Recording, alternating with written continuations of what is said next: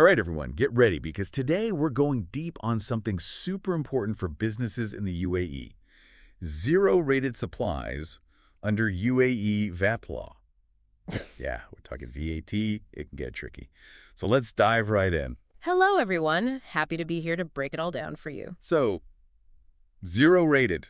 It sounds pretty simple, right? Like zero tax. Yeah, it does sound straightforward, but unfortunately, it's not quite that simple when it comes to VAT. Okay, so it's not just a free pass then. Right, you're still in the VAT system, you're just playing the game with a special card, you still need to keep track of everything, file returns, dot your I's and cross your T's. It's like I still have to do all the paperwork. Yeah. But I'm not actually paying anything. Exactly, and here's where it gets interesting. Even though you're not charging VAT on these zero-rated supplies, you might still be paying VAT on the stuff you need to actually make those supplies. Wait, so I'm not charging VAT, but I'm still paying it. How does that even make sense? Yeah, it can be confusing. That's where input VAT comes in. Input VAT.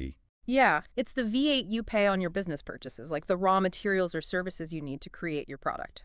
Oh. Now, the good news is, if you're registered for VAT, you can actually reclaim that input VAT you paid. Hold on.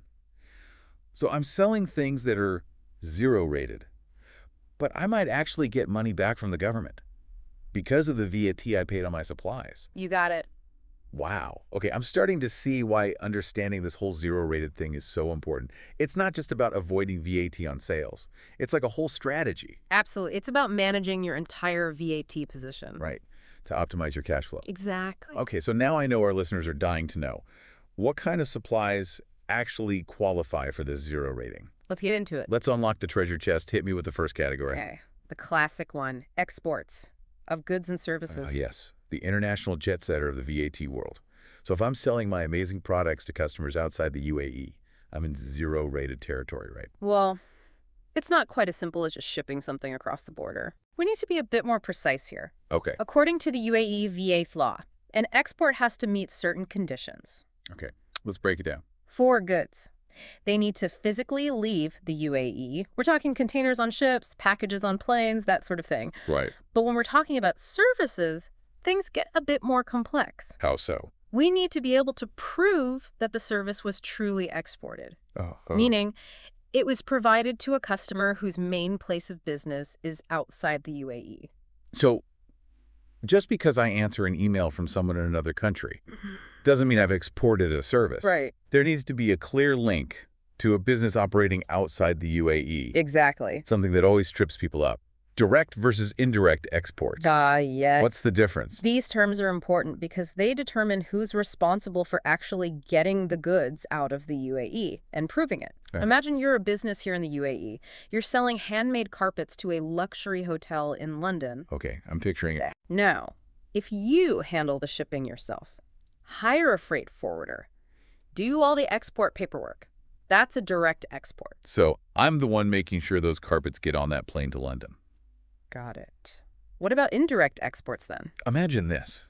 Instead of you dealing with the shipping, that fancy London hotel sends their own representative to pick up the carpets from your warehouse here in Dubai. They're the ones handling the logistics and providing the proof of export. So it's all about who's actually in charge of the shipping and paperwork Exact. and who's ultimately responsible for proving those carpets actually left the UAE. Right. Now, I know there are some time limits involved here. It's not like you can just say, oh yeah, those carpets are on their way to London eventually. You're right. There's a deadline, right? For both direct and indirect exports, the goods need to leave the UAE within 90 days of the supply date, and you need proper documentation to prove it. Okay, so we've got 90 days to get those carpets out of here. What happens if there's a delay, like a global shipping crisis hits, and those carpets are stuck in port? Do I lose my zero rating? Well, you can request an extension. Okay. It's not automatic. Okay. You need a very good reason for the delay. And you need to apply for it through the FTA portal before that 90-day deadline. So no last-minute panic emails. Not a good idea. Best to plan ahead and meet that deadline if possible. All right, so we've covered exporting goods. What about services? How do you prove that something intangible like consulting advice or software development has actually left the UAE? That's where documentation is key. Okay. You need a solid contract, stating clearly that the client is outside the UAE and that the work is being performed outside the UAE. So invoices, emails, report. Exactly. Anything that creates a clear paper trail. So it's about building a strong case. showing that the service was truly delivered to an overseas client Yes. and consumed outside the UAE. Precisely. No funny business. Yes. Everything above board. All right, let's move on to another exciting category. Okay. International transport of goods and passengers. Ooh, now we're talking. Ah. Planes, trains, automobiles, the whole shebang. Tell me, how does VAT apply to all that? Well, UAE VAT law is pretty clear. Transporting goods and passengers from the UAE to a destination outside the UAE, or vice versa, is zero rated. Okay. And this includes related services that are an essential part of that international journey. Okay, so let's say I'm flying from London to Sydney with a layover in Dubai. Which parts of that journey would be zero rated? So the legs from London to Dubai and Dubai to Sydney, definitely zero rated. Okay. The tricky part is that layover in Dubai, Right. if you stay within the UAE during that time, like taking a cab to a hotel for a desert safari. A quick detour to see the Burj Khalifa. Exactly. That wouldn't be zero rated, that cab ride. Subject to VAT. So my little side trip is going to cost me some VAT. Fair enough. What about things like those tiny pretzels they give you on the plane? Or travel insurance for the trip, zero rated too. Absolutely. They're considered directly related to the international transport. Okay, good. Now what about the actual vehicles? Are we talking zero rated airplanes and cruise ships? Well, not all of them. The law is specific here. It applies to aircraft, ships, and boats, designed for commercial transportation of passengers or goods. Okay. So your friend's fancy yacht, not going to qualify. There. But commercial airlines, cargo ships, cruise liners, those are in. Got it. It also includes buses and trains, designed for public transportation. Okay. But there's a catch. They need to be designed to carry 10 or more passengers. 10 or more passengers. So a school bus full of kids is zero rated. Actually, that's a common misunderstanding. Yeah. A school bus, Yeah. even if it's packed with students, doesn't qualify. Why not? The vehicle has to be designed for the general public, not a specific group of people. I see. So school buses, tour buses for a specific company outing, those are out. Right. It has to be good old-fashioned public transportation. Yeah. Now, what about the things you need to keep those zero-rated vehicles running? Spare parts, maintenance services, even those little bags of peanuts they give you on the plane. Those can be zero rated too, Great. but with a few conditions But- for goods. yeah. They need to be incorporated into the vehicle itself. Like spare parts for repairs. Right. Or things that get used up during operation, like those tiny bags of peanuts. Exactly. What about services? They need to be performed on board the vehicle or directly related to its repair and maintenance. Like engine repairs, cabin cleaning. Exactly. Okay, so it's all about being directly connected to those international transport superstars. Right. What's next on our zero-rated adventure? Let's talk about something shiny. Investment precious metals. Ooh, fancy. Are we talking buried pirate treasure here? Yeah. Gold doubloons? Not quite pirate treasure, but we are talking gold, silver, and platinum. Okay. To be considered investment precious metals under UAE VAT law, they have to meet certain criteria. So my grandmother's silver tea set probably doesn't count. Probably not. The metal has to be at least 99% pure, Okay. and it has to be in a form that's commonly traded on global markets. Bars, coins, things like that. So we're not talking about family heirlooms or decorative pieces. It's for those serious investors. Exactly. Okay, I'm starting to see the distinction. What's next? Next up, we have new residential buildings. Real estate. Always a hot topic here in the UAE. So if I buy a brand new apartment in Dubai, I don't have to pay VAT. That's the general idea. But of course, there are some caveats. Of course. First, residential building has a specific meaning in VAT law. Okay. We're talking about any building designed for people to live in. Apartments, Yes, villas, right. those trendy townhouses popping up everywhere, Those two. student dorms, Yes, even nursing homes. exactly. So a hotel wouldn't count? No. Hotels, service departments, those fancy penthouse suites for short-term stays, all excluded. Got it. So it's about creating homes, not temporary lodging. Right. Now, I've heard there's a time limit here too. It's not like any residential building gets a VAT exemption. You're right. This zero rating only applies to the first supply of a residential building within 3 years of its completion. 3 years. So if you buy an apartment straight from the developer within those 3 years, you're good. Lucky me. But if you buy it from someone who bought it from the developer 2 years ago, then VAT applies. Okay, so it's like a 3-year window of VAT-free bliss. Exactly. Makes sense. Okay. What if an older building is converted into residential units? Like an old office block turned into trendy loft apartments? Good question. Does the zero rating magic apply there? It does. Really? If a building that wasn't residential in the past 5 years Yeah. is converted into residential units, then the first supply of those new units, within 3 years of the conversion's completion, is zero rated. Wow. So there's an incentive for developers to revamp those old buildings. Yes. Create more residential spaces. Ab- Now, what if a building is specifically designed for a charity, like a nonprofit providing affordable housing? That qualifies too. Oh, wow. If it's used solely for charitable purposes by an approved charity, the first sale or lease is zero rated. Amazing. Okay, so we've covered exports, international transport, precious metals, and residential buildings. We've got quite a list going here. We do. What other treasures are hidden in this VAT vault? We have a few more exciting categories to explore, but I think this is a good place to pause for now. I agree. We've covered a lot, and I'm sure our listeners need a moment to digest all this. We'll be back soon with more zero-rated adventures. Don't go anywhere. Welcome back, everyone. I hope you've got your thinking caps on, because we're about to go even deeper into the zero-rated universe. That's right. We've laid the groundwork. Now let's see how it all works in practice. Love it. Real-world examples are the best way to make sure this all sinks in. So hit me with your first VAT challenge. All right. Imagine you're a marketing whiz here in the UAE. You land a big client, a fashion brand based in Paris. They want you to develop a killer social media campaign, targeting the European market. Everything's remote. No one from their team is coming to the UAE. Would your services be considered a zero-rated export? Okay, let me think. This feels like a classic export of services scenario. The client is outside the UAE, the work is being done remotely from here, and the target market is also outside the UAE. I'd say it ticks all the boxes. Zero-rated rate. You nailed it. Yes. That's a textbook example of a zero-rated export of services. Okay, let's make it a bit harder. All right. What about a shipment of goods? That starts outside the UAE, passes through a free zone here in Dubai, and then continues on to its final destination. Let's say India, zero-rated or not. This is where it gets tricky. The key here is that the goods never actually entered the UAE market. Okay. They were simply passing through a designated free zone, which is considered outside the UAE for VAT purposes. So it's like those airport transit lounges. You're technically in the airport. Yeah. But you haven't officially entered the country. So the goods are just passing through. They never really arrive. Right.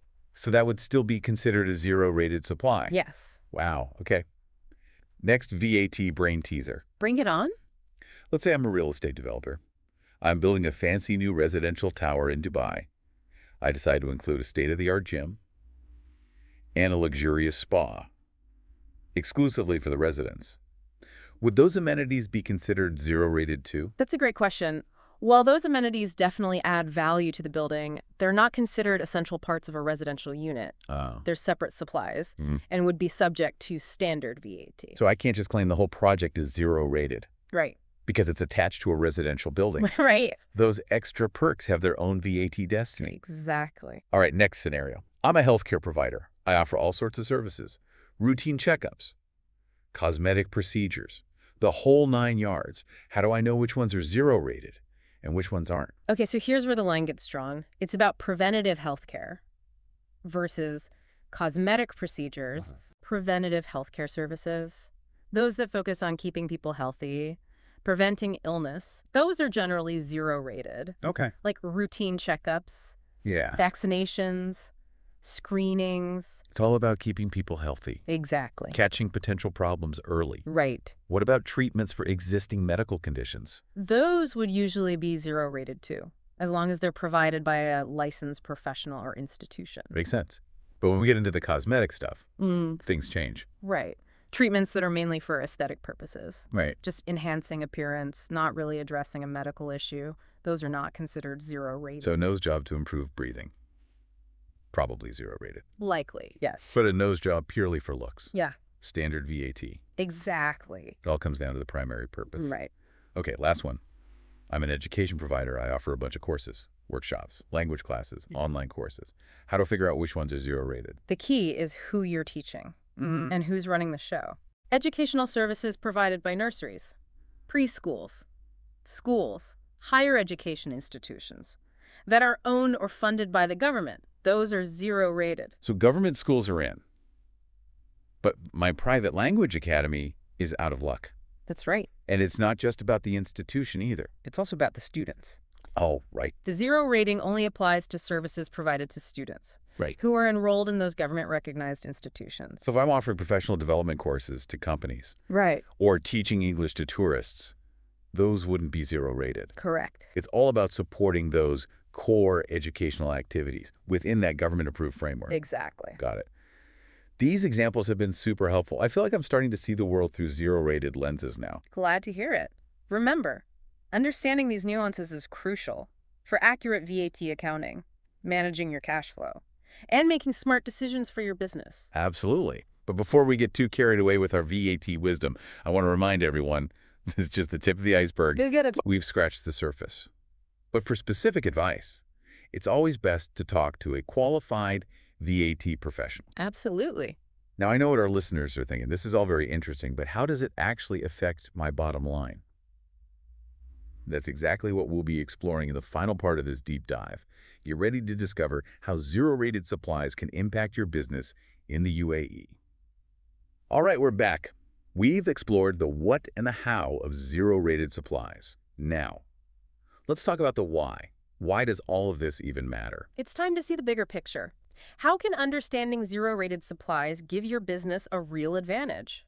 Let's get strategic. I'm a business owner. I'm dealing with a lot of these zero-rated supplies. What are the key takeaways for me? First, accuracy is crucial. Okay. Getting it wrong, classifying something as zero-rated when it's not, can lead to penalties. Right. Nobody wants that. Make sure your documentation is perfect, your record keeping is spotless. Dot those I's, cross those I's. Exactly. Okay, so accuracy is non-negotiable. What else? Cash flow. If you're dealing with a lot of zero-rated supplies, registering for VAT can actually be a good move.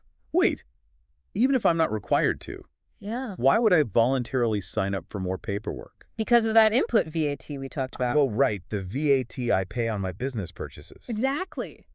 By registering, you can reclaim it, And that can really help my cash flow. especially if you have high input costs. So it's Sorry, like I might be dealing with more paperwork in the short term, but in the long run, I could be saving a lot of money. Precisely. Okay, so I'm seeing the advantages for suppliers. What about the buyers? If I'm the one purchasing something that's supposed to be zero rated, what should I be careful about? Don't just take their word for it. Okay. Do your due diligence. Right. Ask for proof. Make sure they actually meet the criteria. So it's like checking someone's credentials before you trust them. Exactly. I need to make sure they're legitimate. Check those tax invoices. Look for supporting documentation. Don't hesitate to ask questions. Because if it turns out the supply isn't really zero rated, you might end up footing the VAT bill yourself. Okay, so both sides need to be on top of things. Suppliers and buyers. Right. Now, are there any broader strategic implications here, beyond just compliance and cash flow? Absolutely. Think about pricing. Okay. If you're exporting goods, you can potentially offer more competitive prices because you're not factoring VAT into your costs. Ah, I see. So understanding zero-rated supplies can be a real advantage for exporters. Exactly. And it's not just about exports. Think about real estate. That zero rating on new residential buildings, it can really influence developers, Right. their investment decisions, Yeah. the types of properties they build. Because if they know they can sell those new apartments VAT-free for the first 3 years, that's a big selling point. Right. It makes them much more attractive to buyers. Exactly. So this isn't just about checking boxes for the tax authorities. It's about making smart business decisions, Absolutely. gaining a competitive edge. And ultimately achieving your business goals. This has been amazing. We've really uncovered a whole new level of strategic thinking here. I'm glad you found it helpful. Any final words of wisdom for our listeners? The UAE is constantly changing. VAT law is evolving. Stay informed, stay curious, and don't be afraid to ask for professional guidance. Couldn't agree more. Huge thanks to our VAT expert for shedding light on this complex topic. Lucky to be here. And to our listeners, we hope this deep dive has helped you understand the world of zero-rated supplies. And if you're looking for more personalized advice, don't forget to check out the comments section. We have a great community of experts ready to help. Exactly. And be sure to subscribe for more deep dives into the world of business and finance. One last thing before we go, a quick legal disclaimer. The information in this episode is for educational purposes only. It's not legal advice. For specific guidance, please consult with a qualified VAT professional. Until next time. Happy VAT navigating.